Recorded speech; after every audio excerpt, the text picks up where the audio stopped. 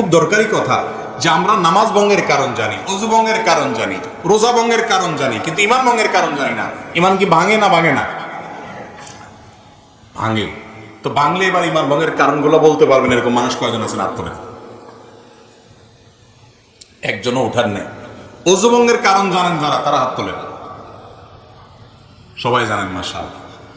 তাহলে অজু ভঙ্গের কারণ জানেন, নামাজ ভঙ্গের কারণ জানেন। অজু ভাঙলে, নামাজ ভাঙলে সেটা বড় বিষয় না ইমান ভাঙলে সেটা বড় বিষয়? ইমান ভাঙলে সেটা বড় বিষয় না? ইমান কিসে ভাঙে আপনি যদি না জানেন তাহলে জোড়া লাগাবেন কেমন? ভাঙলে আবার সেটা আবার নবায়ন করবেন, রিপেয়ার করবেন কিভাবে? রিপেয়ার যদি না করতে পারেন, আপনার বয়স 80-90 চলে গেছে, ইমান কতবার ভেঙে বসে আছে আপনি জানেনও না, জোড়া লাগান নেই, তাহলে আপনি বেঈমান হয়ে দুনিয়া থেকে যাচ্ছেন। ডেঞ্জারাস না বিষয়টা? এই যে ইমান ভঙ্গের কারণগুলো সম্পর্কে জানা দরকার আছে না নাই? আমি এক নজরে সংক্ষেপে বলে দিচ্ছি। ইমান ভঙ্গের কারণগুলোকে ওলামায়ে কেরাম নানাভাবে ব্যাখ্যা করেছেন। মৌলিক কারণ খুবই কম। এর ভিতরে প্রসিদ্ধ একটা ব্যাখ্যা হলো যে ইমান ভঙ্গের 10টি কারণ আছে। এই 10টি কারণের ভিতরে সর্বপ্রথম কারণ হলো শিরকে আকবর করা, আল্লাহর সঙ্গে কাউকে শরীক সাব্যস্ত করা। আল্লাহকে যেভাবে ইবাদত করছেন একই ইবাদত কোনো পিসাবরে, কোনো কবরকে করলেন। আপনি আল্লাহকে যেভাবে উপাসনা করতেছেন সেই উপাসনাটা যদি কোনো মানুষকে করেন, আল্লাহকে যে ইবাদত নিবেদন করতেছেন সেই ইবাদত একইভাবে অন্য কোনো মানুষ বা ব্যক্তিকে বা কোনো বস্তুকে করেন, যেভাবে মুশরিকরা কোনো মূর্তির সামনে ইবাদত করে সে যেরকম শিরকে লিপ্ত হয়, মুশরিক হয়ে যায়, মুসলমানের সন্তান ঈমান আনার পর যদি শিরকে আকবর করে তাহলে সেক্ষেত্রে সে কি হয়? মুশরিক হয়।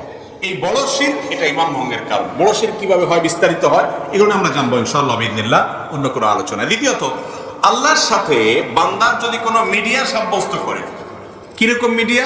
যে এর ছাড়া আল্লাহরে পাওয়া যাবে না। যেমন আমাদের অনেক ধর্মের ভাইরা মনে করেন যে আল্লাহকে পাইতে হইলে সরাসরি পাওয়া যাবে না, বিভিন্ন দেবতা ধরতে হবে, এই জন্য অনেক দেবতার পুজো করে তারপরে ঈশ্বর পর্যন্ত, আল্লাহ পর্যন্ত যেতে হবে। ইমানদার যদি মনে করে যে আল্লাহকে পাইতে হলে আল্লাহর বিভিন্ন ভায়া আছে এগুলো ধরতে হবে, ওনাদেরকে ছাড়া আল্লাহকে পাওয়া যাবে না, এরকম যদি মনে হয় এবং আল্লাহর ইবাদতটা তাদের মাধ্যমে করে, তাহলে সেটাও ঈমান ভঙ্গের কারণ। তৃতীয়ত, ঈমান ভঙ্গের কারণ হলো যে যদি কেউ মনে করে যে ব্যক্তি অমুসলমান, কাফের, ভিন্ন ধর্মের অনুসারী, বেঈমান, ঈমান আনেন নাই, মনে করে যে না তারটাও ঠিক আছে, তাহলে এই লোক বেঈমান, এই লোক ঈমান থেকে খারিজ হয়ে যায়, এটা ঈমান ভঙ্গ হয়ে যাওয়ার মতো কারণ। কারণ আপনি একটা লোক আল্লাহর প্রতি অবিশ্বাসী, আপনি বললেন না তারটাও ঠিক আছে। আমাদের অনেক মুসলমান ভাইরা আছে আজকাল, তাদের বিশ্বাসগুলো গোলালু মার্কা বিশ্বাস হয়ে গেছে, তাদের বিশ্বাসগুলো এখন আপনার শৈথিল্য প্রদর্শনকারীদের বিশ্বাস হয়ে গেছে। কিরকম? সেটা বলে যে সব ধর্মই ঠিক আছে।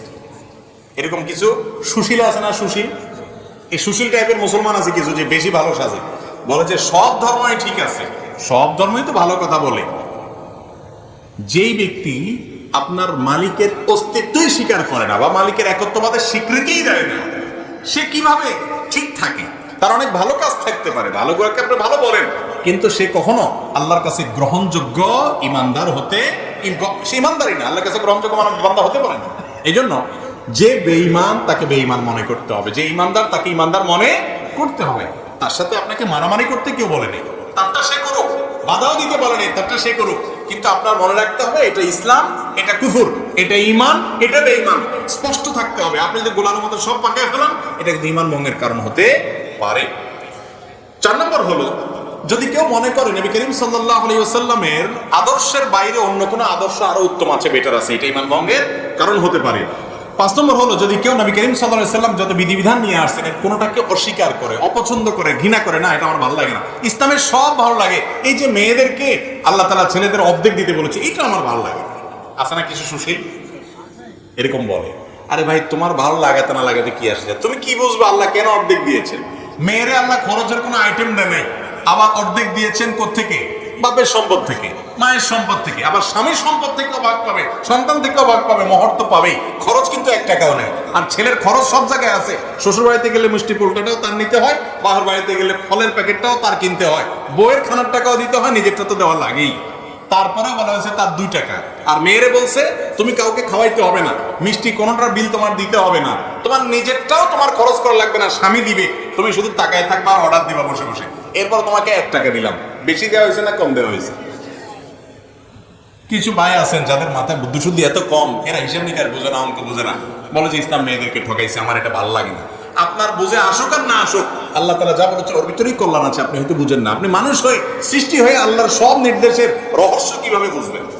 তো এই জন্য যদি কেউ আল্লাহর কোনো নির্দেশকে, রাসূল সাল্লাল্লাহু আলাইহি ওয়াসাল্লামের কোনো বিধানকে অপছন্দ করে, ঘৃণা করে, এর ফলে ঈমান চলে যায়। আরেকটা হলো শরীয়তের কোনো বিষয়ে যদি কেউ বিদ্রূপ করে, ঠাট্টা করে, তামাশা করে, আছে না অনেকে দুষ্টামি করে, ব্যঙ্গ করে, দায় নিয়ে ব্যঙ্গ করে, জিনিসটা সুন্নত হতে পারে, কিন্তু সুন্নতকে আপনি ঠাট্টা করলেন, রাসূল করেছে, বিদ্রূপ করলেন, তাহলে সাথে সাথে কি হয়ে যাবে? ঈমান হারা হয়ে যাবে। এটা ঈমান ভঙ্গের কারণ।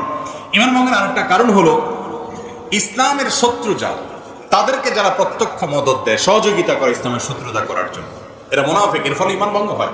ঈমান ভঙ্গের আরেকটা বড় কারণ হলো কেউ যদি মনে করে কিছু মানুষ আছে এরা ইসলামের গণ্ডির, ইসলামের বিধিবিধানের ঊর্ধ্বে উঠে গেছে, এদের নামাজ কালাম পড়া লাগে না। কিছু পিসাব দেখবেন তারা নামাজ কালাম পড়া যায় না, বলে না বাবার এগুলা করা লাগে না, বাবা অনেক ঊর্ধ্বের জগতের মানুষ। আছে না এরকম কিছু বাবা? আরে ভাই, আপনার বাবা এত ঊর্ধ্বে উঠে গেছে যে তার নামাজ পড়া লাগে না? আমার নবীজি সাল্লাল্লাহু আলাইহি ওয়াসাল্লাম তিনি মৃত্যুর আগ মুহূর্তে, বুখারীর হাদিস, যে 2 জন সাহাবীর কাঁধে 2 হাত দিয়া হেঁটে হেঁটে মসজিদে যে নামাজ পড়ার মতো ক্ষমতা ছিল না। যারা মদিনা গেছেন জানেন, ওনার কবরটা ছিল ওনার বাসা, আর ওনার মিম্বরটা থেকে এখানে কতটুকু দূরত্ব, আমাদের প্যান্ডেল থেকে ওই প্যান্ডেলের মাথা এত দূর হবে না, এত কাছে। এইটুক যাওয়া, হেঁটে যাওয়ার শক্তি ছিল না। তখন 2 সাহাবীর কাঁধে 2 হাত ভর করে তিনি দাঁড়িয়ে তাদের শরীরের উপরে ভার ছেড়ে দিয়ে পাওটাকে মাটির সাথে হেঁচড়াতে হেঁচড়াতে, টানতে টানতে নিয়ে মসজিদে নামাজ পড়ছেন মৃত্যুর আগ মুহূর্ত পর্যন্ত। আর আপনার বাবার নামাজ পড়া লাগে না। এ বাবা কি ভণ্ড বাবা না? আল্লাহ কোরআনে বলছেন, ওয়াবুদ রাব্বাকা হাত্তা ইয়াতিয়াকাল ইয়াকিন, তোমরা আল্লাহর ইবাদত করো ইয়াকিন আসার আগ পর্যন্ত। বলে যে আমাদের বাবার ইয়াকিন এসে গেছে, আর লাগে না। অথচ এখানে ইয়াকিন শব্দের অর্থ হলো মৃত্যু। সব ইয়াকিন মানেই বাংলা ইয়াকিন না, বা বিশ্বাস না, দৃঢ়তা না। এখানে উদ্দেশ্য হলো ইয়াকিন মানে মৃত্যু। সমস্ত তাফসীর কিতাবগুলোতে লিখছি, এবং এটাই এটার ব্যাখ্যা। যাই হোক, তো যদি কোনো ব্যক্তি মনে করে যে তার ইবাদতবন্দি করা লাগে না, সে আফার লেভেল উঠে গেছে, এটাও ঈমান ভঙ্গের কি হতে পারে? কারণ হতে পারে। ঈমান ভঙ্গের আরেকটা কারণ হলো জাদু। জাদুকে যদি কেউ হালাল মনে করে, জাদুতে লিপ্ত হয়, জাদু বলতে ব্ল্যাক ম্যাজিক যেটাকে বলা হয়, কুফরি কালামের মাধ্যমে মানুষের ক্ষতি করা হয়, আছে না নাই অনেকগুলো, এটাও ঈমান ভঙ্গের কারণ।